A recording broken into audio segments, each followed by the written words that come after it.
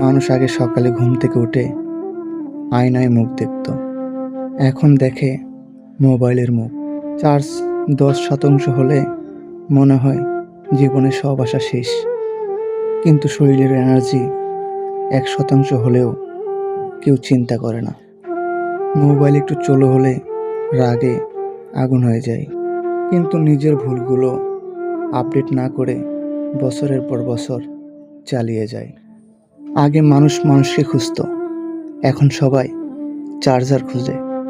বন্ধুর বাড়িতে আসলে চার্জ দেওয়ার আগে জিজ্ঞাসা করি ওয়াইফাই লাগবে।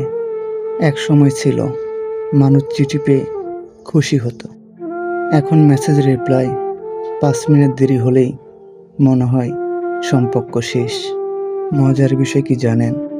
আমরা মোবাইলকে লক দিয়ে রাখতে পারি, কিন্তু মুখের কথাকে লক দিয়ে রাখতে পারি না। তাই ভুল সময় ভুল কথা বলে নিজের সমস্যায় বাড়ায়।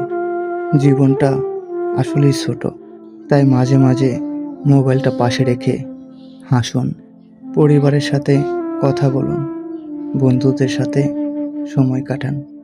কারণ মোবাইলে ব্যাটারি শেষ হলে চার্জ দেওয়া যায়, কিন্তু জীবনের সময় শেষ হয়ে গেলে চার্জ দেওয়া যায় না।